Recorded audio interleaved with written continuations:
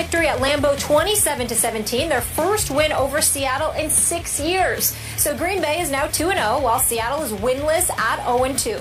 Now, under the current playoff format, only 12% of teams who have started the season with an 0-2 record have gone on to the playoffs. Stephen A., how much trouble is the Seahawks team in? Well, I think they're in trouble because the measuring stick is another Super Bowl appearance. They've been to the last two.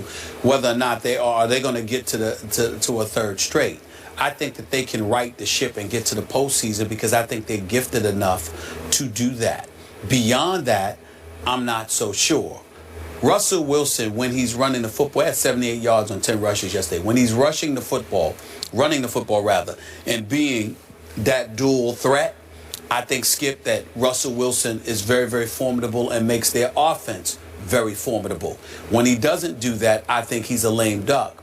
Certainly when Marshawn Lynch is only averaging about 2.7 yards a carry because he only had 41 yards on 15 carries, that's a problem. And when you look at whether it's Curse or Baldwin or whatever, you can't go in an offseason and get a guy like Jimmy Graham and all he can give you is one reception for 11 yards and he's only targeted 2 times. You got him for a reason, and they're going to have to figure out a way, meaning Darry Bevel and those boys are going to have to figure out a way to get him the football. But we all know what the problem is with this team. The problem is defense. I would remind everybody that the last, not one, not two, but the last 3 years, the Seattle Seahawks were the #1 ranked defense in all of the NFL for 3 consecutive years. Where do they rank right now, Skip? 29th. Why? Because Cam Chancellor ain't there.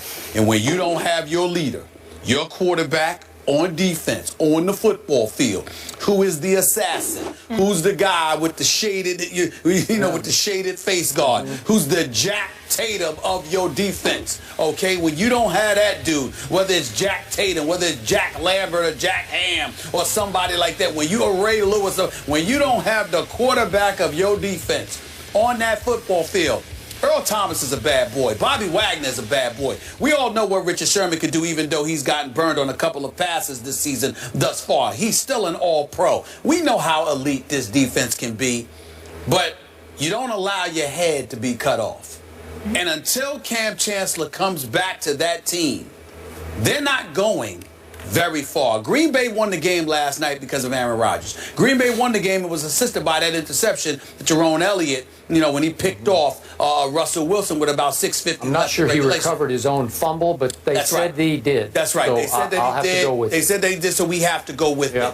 But in the end, what it comes down to is this. Cam Chancellor, and I'm going to say this last point, Skip, I don't think Cam Chancellor is just affecting them defensively. I think Cam Chancellor is affecting them offensively. In no way am I implying that Marshawn Lynch is sort of tanking or anything like that.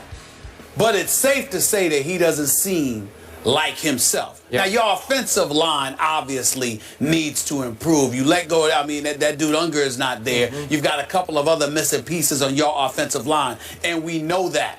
But the play calling in combination with the lack of oomph, for lack of a better phrase or word or whatever, the lack of oomph I'm seeing from Marshawn Lynch, I think to some degree that has something to do with Cam Chancellor not being there. Seattle's got some problems, and they're going to have to address this before their season falls by the wayside. Yep.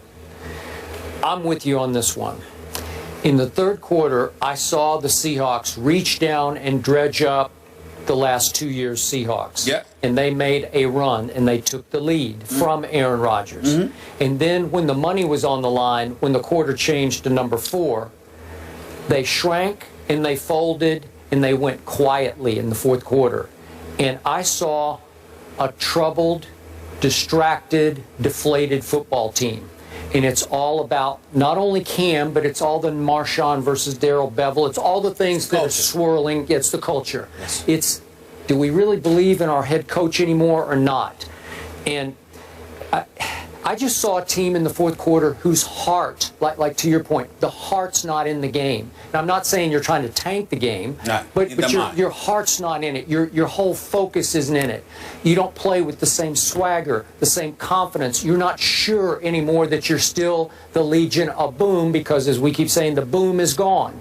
So, Am I advocating that management fold up and give Cam what he wants this week? I'm not. I don't know how you alleviate this impasse, but I'm with you until it gets alleviated, until he gets back in the fold. I think they will continue to struggle. Well, I'm with you because I'm not advocating that they do that for Cam either. I think it would nice. Cam Chancellor deserves his money.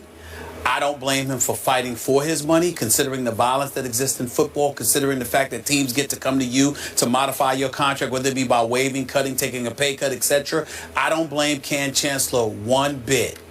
But if the difference is $900,000, no matter how much Snyder may have gotten on his last nerves by telling them to his face, I'm not doing anything for you this year, next year, or the year after, no matter how wrong Snyder was for doing that, there are teammates to consider too. And those teammates right there are struggling, going to war without you. So I'm not advocating that he folds, but I'm also not advocating that Seattle folds. I'm advocating that both of them come to an accord somehow, some way, and shove aside egos and precedences and all of that stuff and reach an accord to save Seattle's season, because I think it's in danger. And here's why I think it's in danger. I could be wrong because I'm watching the game on TV and I didn't see every camera angle, Molly, Skip. But over all of these years, I not only saw players playing for themselves, I saw players playing for Pete Carroll. Now what I'm seeing is players playing for themselves in spite of Pete Carroll. I don't see the same level of affinity that once existed for this man present at this moment in time. And I think that's a very, very dangerous situation for Pete Carroll to be in. It's actually becoming quite alarming. Last two quick points. I even saw this affect Richard Sherman last night. And we know that the past couple of years he played with such arrogant confidence in a good way, but just his swagger, the way he carried himself, it's like you don't dare to throw over here. He completely lost focus a few times last night and lost his guy. And he said after the game, well, I kind of, I let them get away from me a couple times. His head and heart are not completely in this. And again, we talked about last week, is it because it's not that the team wanted to lose the game, but they had an excuse not to go win the game at Green Bay. And now they just want their guy to come back. And their new guy, my second point, to your point when you read Jimmy Graham's stats, when the game ended last night, it dawned on me that Jimmy Graham is now a Seahawk, and I could not remember him in the game. Seriously, I watched the whole game and I thought, I don't even remember him playing, and I had to go on .com to say, wait a second, did he catch? Oh, he did catch one ball. Caught one ball the whole game? They're asking him to block. He doesn't want to block because they've got problems on the offensive line. And I think Chris Carter is absolutely right when he said that, he might do his job, but he don't want to do that job. He don't want to block. The other side to it is Richard Sherman. I think, and I don't know this because I haven't spoken to Richard Sherman about this, but I think he's got a lot of things on his mind. I think that Richard Sherman, the all-pro Richard Sherman, it's not just Cam Chancellor being gone, because I don't know how close that unit is. I don't know how close those two are. But I think it's the combination of that combined with being married, being a dad, combined with, focusing on creating a better image for himself, not being that guy that was going off in the NFC Championship game when they beat San Francisco. I think that Richard Sherman may be just slightly a bit preoccupied with other things, but as an organization, they're preoccupied with a lot of things, and they haven't zeroed in on making sure Richard Sherman is on his game. That's right. Because they're preoccupied with a whole bunch of things themselves, which is why it's that much more important to make sure on both sides of the ball your quarterbacks are always in place, because when you have them, you don't have to worry about such things happening. Their first double-digit loss in 58 games, and that's the 58 games is since Russell Wilson's been the quarterback. Tough times ahead. The 1993 Cowboys are the only defending conference champs in the last 25 years to start 0-2 the next season and make the playoffs. So Romo is out for the foreseeable future, but was the hit a cheap shot? Eric Allen will join the desk to tell us. That's next. Stay here.